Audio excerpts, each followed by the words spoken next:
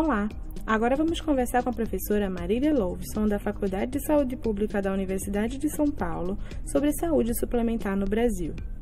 Professora Marília, qual o panorama atual da saúde suplementar no Brasil? O setor de saúde suplementar no Brasil vem crescendo muito nos últimos anos, em função do aumento do mercado na área da saúde. O sistema público de saúde brasileiro é um sistema universal, concebido na Constituição de 88, mas que está sempre em constante disputa dos interesses do mercado e dos interesses do próprio setor público. A saúde suplementar ela já existia antes do SUS, dos convênios privados, convênios e planos de saúde, mas era muito mais incipiente. Com a Constituição, o sistema de saúde, então, passa a ser para todos e ele é financiado por impostos, né? Então, um sistema que a gente chama de beveridgiano, é um sistema universal de garantia de direitos. Só que, na Constituição, houve uma disputa e que se então colocou o que era livre a iniciativa privada. Na realidade, precisa de uma regulação de que tamanho esse setor privado teria, e isso praticamente não foi feito. O setor de saúde suplementar cresceu muito, neste processo se constituiu uma regulação específica nas agências reguladoras, no caso a ANS, a Agência Nacional de Saúde Suplementar, que regula esse mercado de planos de saúde, de planos e operadores de saúde, que tem uma lógica um pouco de regulação do ponto de vista do mercado, do ponto de vista do direito do consumidor, né? Nós temos um sistema que é público para todos e algumas pessoas não usam.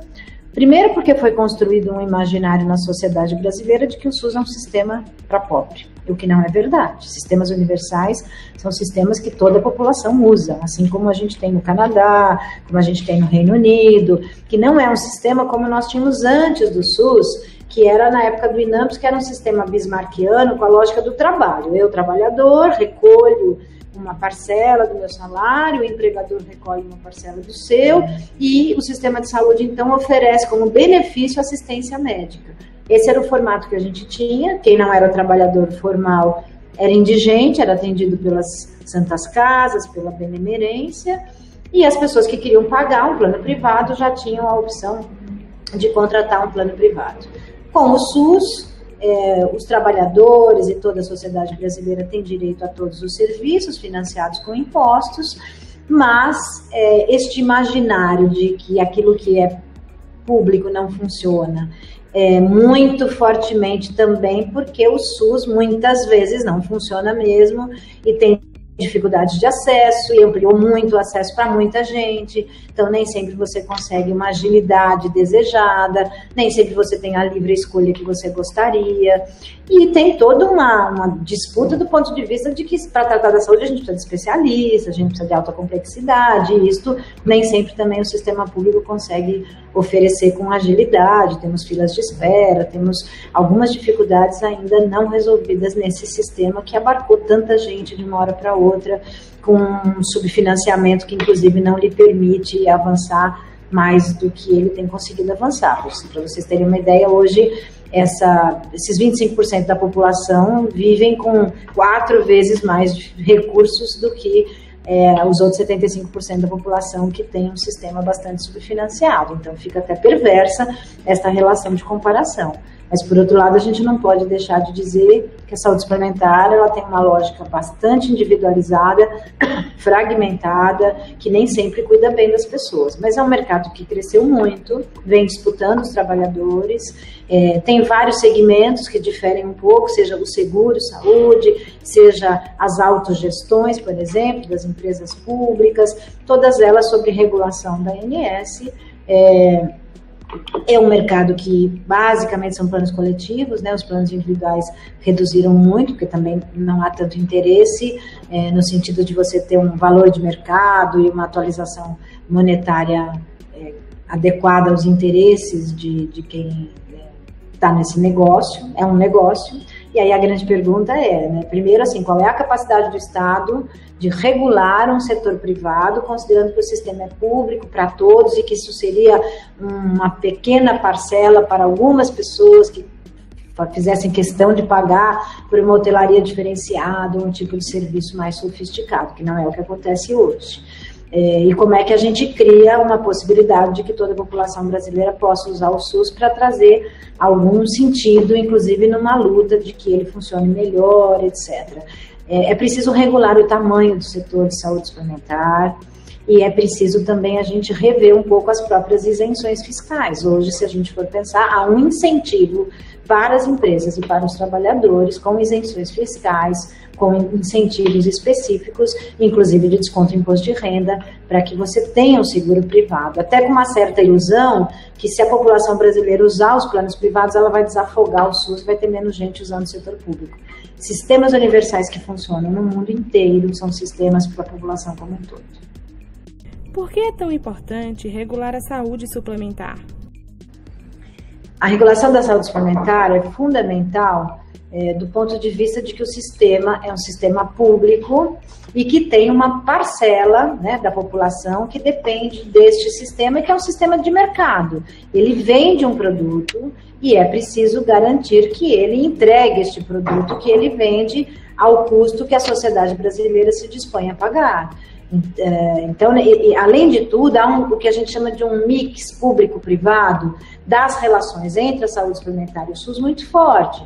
Nós temos desde já o início da construção da própria ANS, da regulação da saúde suplementar, tentado construir o que a gente chama do ressarcimento ao SUS, dos planos que têm os seus pacientes atendidos pelo SUS e não pelos planos, já que esses pacientes estão pagando securitariamente, né? Estão lá depositando um dinheiro para este mercado que acaba não precisando entregar nada porque essas pessoas usam o SUS, por exemplo. Isso é muito comum na alta complexidade, isso é muito comum em lugares do Brasil que basicamente a complexidade está na mão do SUS, está na mão dos universitários e que o setor privado nem consegue oferecer isso, né? Ele acaba vendendo muito mais facilidades na média complexidade para agilizar filas, para agilizar especialistas do que efetivamente tratamentos mais complexos e mais sofisticados e até mais caros, que acaba não interessando para o próprio mercado. Então, é preciso regular nesse sentido. O mercado tem interesses de mercado, ganhar dinheiro num sistema capitalista legitimamente constituído como um negócio.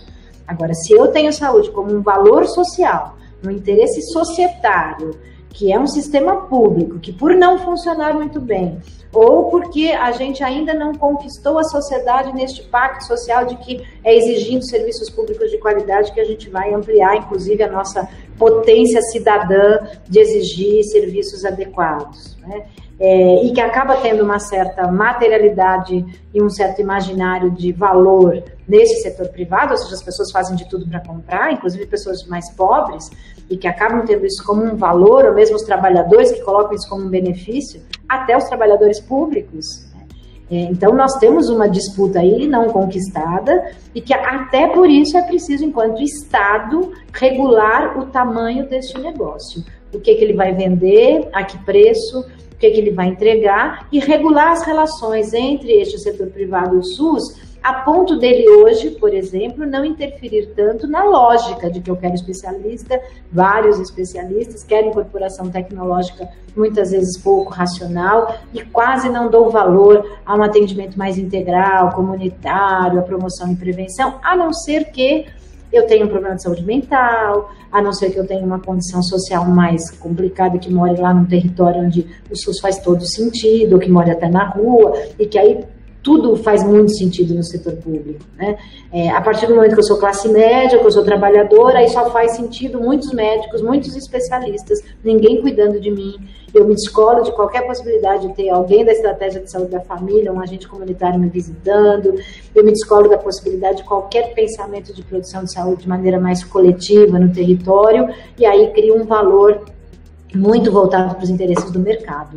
Um mercado tão guloso neste sentido, que agora, muito recentemente, teve inclusive uma aprovação de entrada do capital estrangeiro, ou seja, não é só um mercado de capital nacional, né? Há também interesses internacionais, no sentido de que há um grande mercado brasileiro para consumir saúde, é preciso ser regulado pelo Estado, no seu tamanho, no seu custo e na disputa no sentido de que ter um serviço público bom, bem financiado e bem organizado acaba sendo a melhor ação regulatória possível, porque as pessoas não vão querer pagar por aquilo que ela tem enquanto direito no setor público de qualidade.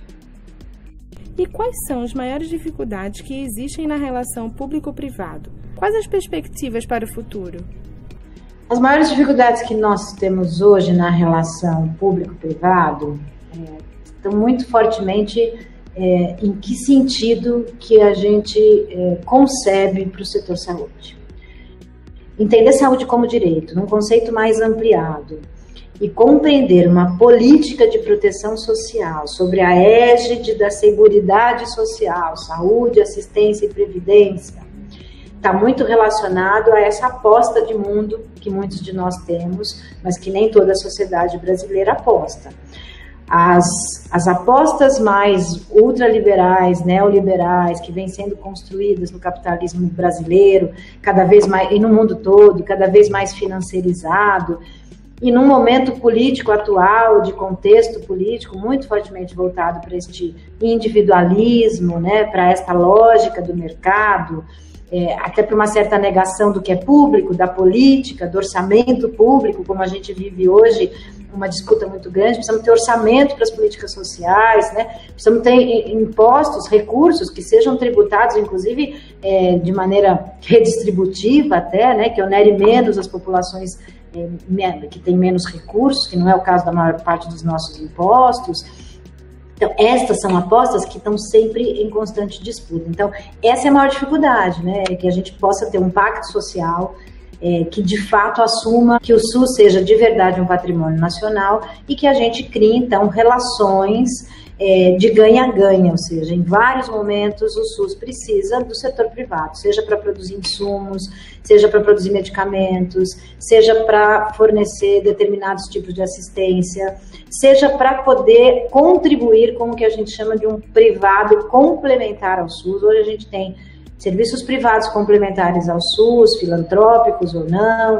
Nós temos, inclusive, um movimento muito forte de privatização da gestão, e esse nos preocupa fortemente, que é o caso das organizações sociais.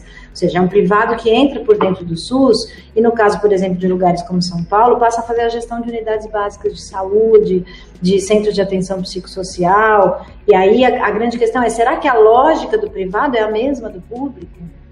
Como é que a gente consegue regular por contratos de gestão, por pactuações, de que a lógica que este privado entra no público, para além da fala, né, e da égide de que o público pode ser ineficiente, e que nem sempre o privado é, né, eficiente, mas que ele poderia contribuir sem que ele traga a lógica do privado, uma lógica muitas vezes gerencialista, uma lógica de produtividade, uma lógica individual, de atendimento individual, que às vezes reduz esta aposta da saúde numa aposta de consulta médica, exame, tecnologia. Não é a aposta do SUS. Nós não vamos dar conta de produzir saúde para a sociedade brasileira como um todo se a gente não enfrentar a aposta do processo de reforma sanitária que a gente fez, de que saúde é um conceito ampliado, é intersetorial, depende do modo que a gente vive, depende de políticas sociais mais amplas que apoiem as pessoas a poder produzir e caminhar na sua vida, né? Que não é exclusivamente assistência médica, consulta, que isso é o cuidar da doença, né?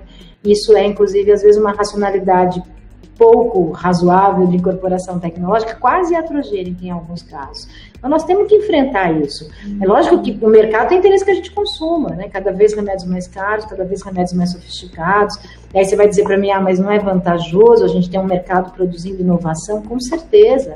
A gente quer viver muito, nós estamos envelhecendo, provavelmente a população toda vai ter cada vez mais câncer, cada vez mais condições crônicas que vão precisar de incorporação tecnológica para que a gente possa viver melhor, mas que isso seja na medida da necessidade e não na lógica da oferta, na lógica do interesse de quem ganha com isso individualmente e não enquanto ganho social, ganho societário de uma sociedade mais cidadã, menos consumidora e de uma sociedade mais saudável. essa disputa, para mim, é a grande tensão constitutiva entre os dois setores e se coloca fortemente como um desafio. Lembrando que a grande questão público-privada, para além do que a gente chama do privado para dentro do SUS, ela está muito fortemente constituída nesse privado que constrói um sistema dual, né, que é a saúde suplementar. Um sistema que é bipartido, né, do ponto de vista de que uma parte da sociedade não vê nenhum sentido porque não usa o SUS, acha que não usa o SUS, né, porque come comidas que tem vigilância sanitária atrás, tem um monte de ações que são SUS, né, usa o SAMU muitas vezes, faz até um transplante eventualmente no SUS, mas tem um reconhecimento cotidiano de que eu me viro bem na saúde suplementar, porque eu estou pagando, porque eu trabalho, porque eu posso, né, e me coloco num outro lugar. E esta construção acaba criando o que a gente chama, então, dessa segmentação do sistema de saúde, que é muito grave, é perverso, rouba recursos, porque ele é financiado pelo fundo público, em função dos subsídios, das subvenções, e acaba piorando a condição que um sistema público universal poderia ter para um país do nosso tamanho. Professora Marília, agradecemos pela sua colaboração.